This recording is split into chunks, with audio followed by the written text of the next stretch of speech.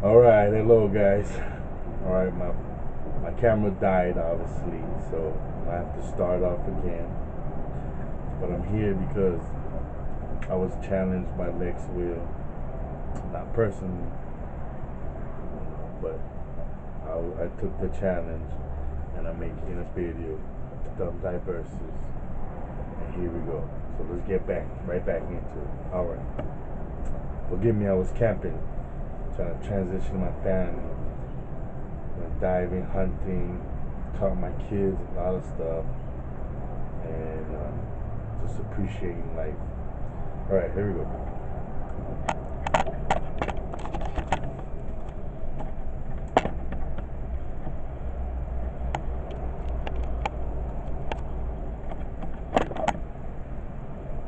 Okay, so here we go. We're right back at it. So, DUM DIVERSAS, Part 2. I'm just going to go over it again.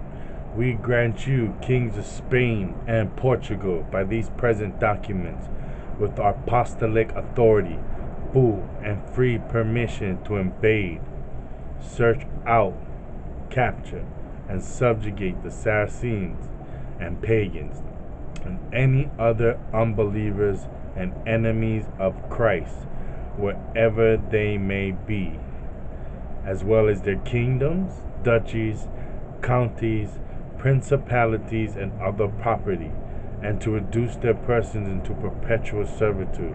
Right now, today, you are in perpetual servitude. And they even reiterated it in 1456. And it kept going again and again. 1493. You have to understand, no matter what you do, it's not going to change the fact that you're in service, in perpetual servitude since 1452. Do you know that this is the longest running papal bull in history? This is everybody's in the same accord. You are a slave. I can't handle. I go every day. I go throughout my day. You know, we all have things we have to do. So we're out in the world. And with all this knowledge plus other knowledge that you attain, it just kills you when you see everybody. And you see the world and you see what has become of the world or your neighborhoods in just your lifespan. We don't understand that we are stuck in many situations. It's like our TV shows, the programs. We have been witness to many programs that just obliterated us. I try to tell everyone, like, when you research native cultures, anywhere you go, I tell you, anywhere, research the native culture. You'll see that in one point in history, most likely first contact or contact with a certain people, they have diseases and they decimate the population. And we must understand that these people love to record everything, and we have recordings of them creating bioweapons to decimate native populations. And we think, whoa, that is just, oh, no ways, I could never see that happening. What? We see it happening today in your own time. You see our military, other militaries. Why did we take out Saddam Hussein? We took him out because he was using bioweapons on his people. Now that's the story, which is true. But what you are not told is that our government created those bioweapons, gave him those bioweapons, taught him how to use the bioweapons, who to use him against, and helped him take out the people rebelling to try and make it, to try and go back to a totalitarian, male driven society. And Saddam Hussein was living outside the box, allowing women to go to universities. There wasn't much hunger. It was a totally different world than most of the Middle East. So we helped him kill those people who are enemies of the state, like what most countries do to traitors. Yet we gave him that. Yet that's why we killed him. Do you not understand? Poison is our game. And then I say our, I do not mean my game. I mean the game of these people who marginalize and subjugate you. And we can see here in this Papal bull, their ancestors were doing this in 1452, and this can be proven on many accounts in many different books. So many researchers can show you different aspects. Once you find all of the information, you can draw a clearer picture. But with even one or two pieces, you are devastated by the vulgarity, the violence, the treatment by these people, and the subjugation and the marginalization of you, and to the point where you are the smartest, and now you are the clueless people of the world who are being laughed at, who are strong, who are the creators of all of society, well, the music. I watch the TV shows and movies, and the more I learn about history, the more I see it's just recreations of our history and people like us and other people's history. It's all recreations because there's nothing new under the sun. While we are here at the low level, not shining like we should be, worrying about little things and also being poisoned by many things. We do not grow, we do not shine, we do not create.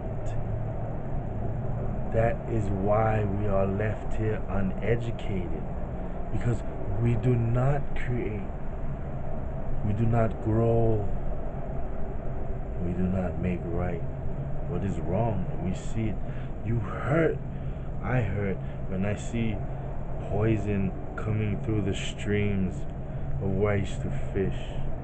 And I see trash everywhere, homeless all over, uneducated, digging a deeper hole into disparity that will only lead them to jail or death, because the government does not care about them. They let them go when they're hidden in the cabbage bush, and they make them rat on people and tattletale on each other when they should be uniting.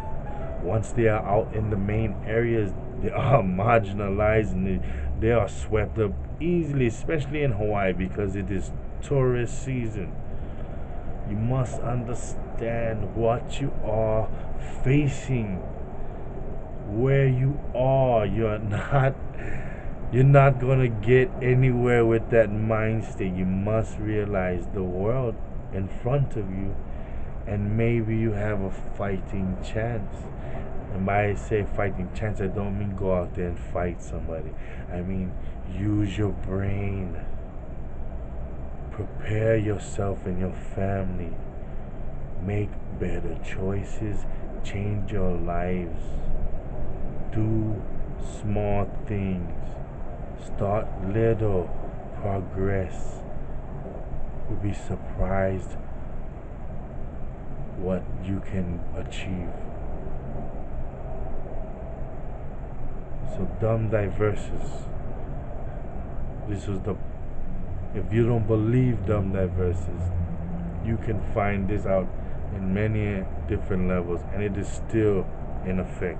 That's why I laugh when the Hawaiians go, "Oh, we're gonna get back the land from the American government," and I'm like, how long have you been protesting? You're not gonna get anywhere protesting the government.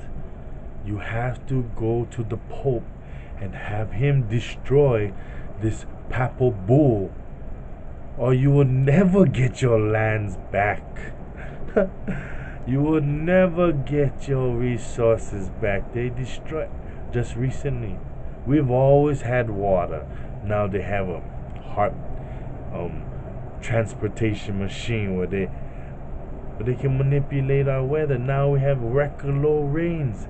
They're drying up our reservoirs. Sooner or later we won't have no water. You know, our populations are extreme. We pollute the sea and kill the oceans. We destroy the fish ponds. We do not care because we can buy. They have put us in a dead end predicament, a mind state, and we think we have achieved greatness. You lucky we've came here. We had kingdoms, we had palaces, we had pyramids and temples. We had electricity before you. It's proven. But we are lucky to have you. A cancer. A cancer who does not care what others think and what others need. We have to look past the crap. And I will show you from Christopher Columbus' writings that this dumb DIVERSAS was what gave them everything. Okay, you have to understand, when they overthrew the black rulers, the white rulers came into power and they started to attack the people, their own people. Kind of like the first definition of terrorists. They attacked their people and they starved them out. You understand when there's no food, how you become? They starved them out. They couldn't wait to leave. And these other countries and these papal bulls was the answer. You do not believe they knew about the New World? There was many stories about the New World because there had been many ventures to the New World. From the African kings in the 9th century getting corn for jewelry and metallurgy, to the 8th century people stealing them from Scandinavia and all these areas around New England area, stealing these Indians. I mean, we see all these areas, the land bridge connecting South America. There's instances where many nations have came here throughout history. They have tried to subjugate, marginalize, but this was devastating. After their 100-year starvation, they came here and they killed 300 million of us. I thank the Creator here every day that me and my children are here. I thank Him every day, and I hope that I can serve Him adequately. So we must think. We must use our minds. So here we go from Christopher Columbus.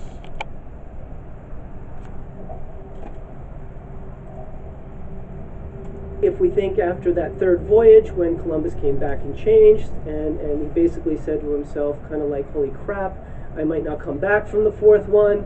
he got all the papers together that he had squirreled away in the little shoe boxes and all of his important papers, and had a scribe put them together. Also included in the book is the permit to establish a hereditary trust for his family, basically thinking to himself, okay, in case I don't come back, I basically want my affairs in order for my family. And so basically, to a certain extent, that's what this book really is. Now, we could talk a lot about the charters, and I'll get a little bit into those in just a bit, but I'm not going to spend a lot of time on the actual charters that are in here. But I am going to talk about the two papal bulls, and they are probably the most important documents in the Book of Privileges.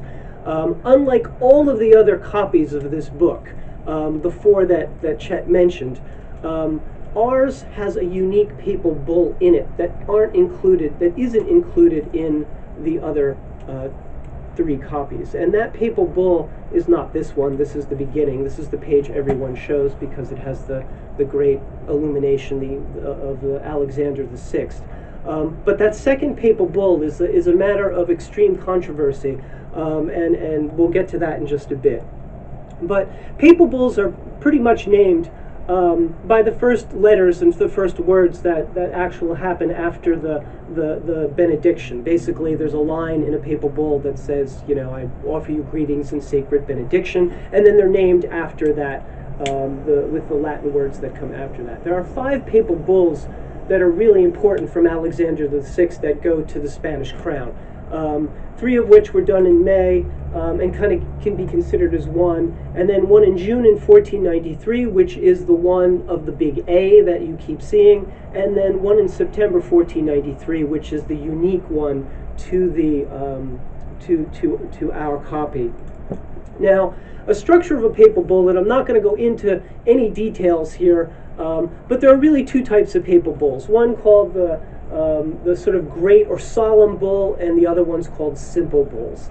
And a solemn bull, when we think about this sort of the bulls we're talking about here, solemn bull is usually, okay, the Pope writes a letter to whoever, basically talking about things like the exact moment that the host turns into the body of Christ, and that's a solemn bull, one of the grand bulls.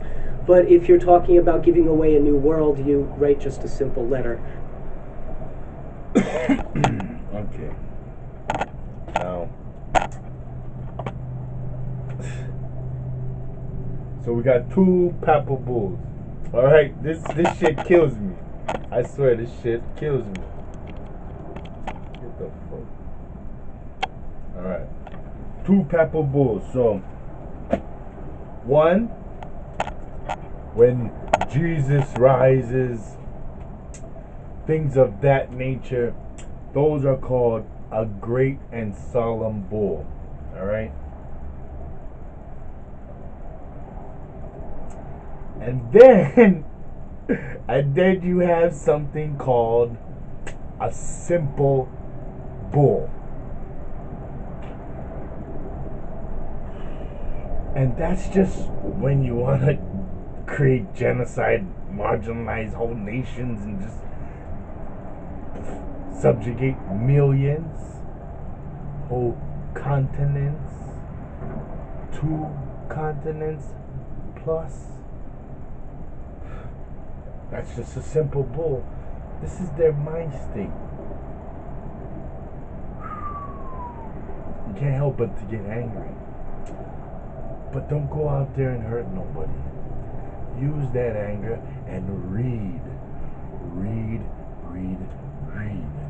Let's get back into it.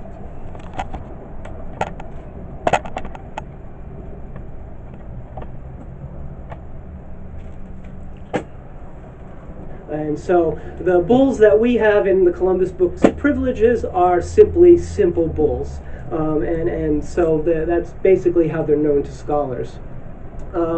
The way you tell a simple bull is by that benediction. A solemn bull generally doesn't have the line, hello, and I offer you, solemn benediction or blessings. Now, the Alexander bull, the first one here, does a lot.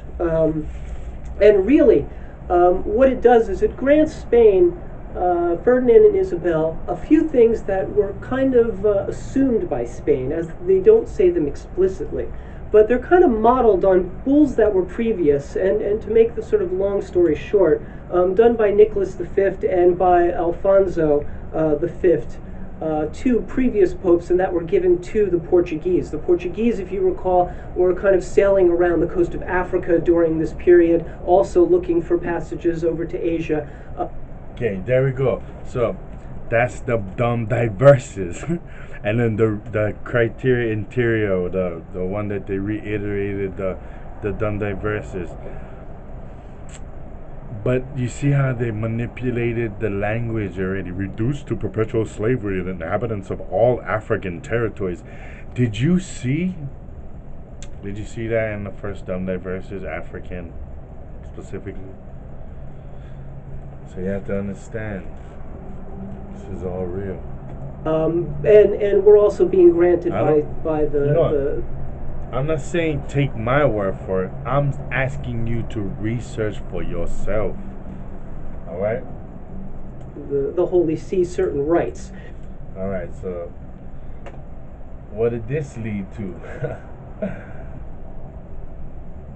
If you don't know, now you know.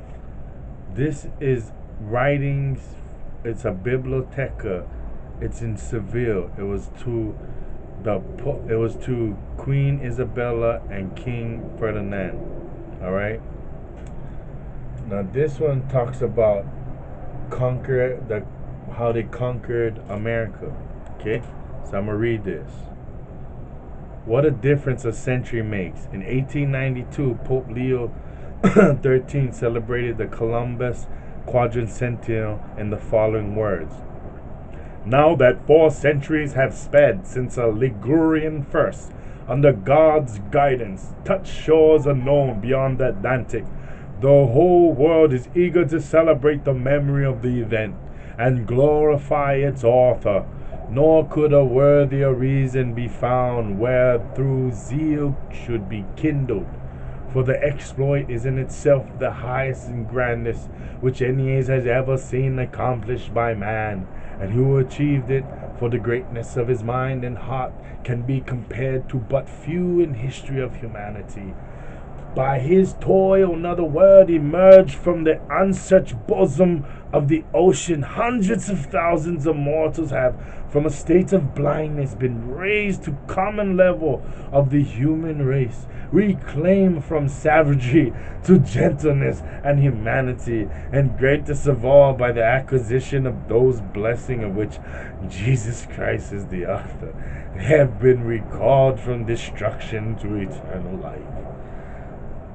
They've used Jesus Christ to kill the people of the Bible, the one who's supposed to bring peace. You, Negro, you, Afro, you, springy, woolly, soft-haired, high cheekbone, full-bearded, you, brown skin to dark brown, you, bruh. Yellow, yeah, you. In 1992, celebrations of the 500th anniversary of the arrival of Christopher Columbus in the New World will be held for the descendants of the survivors of the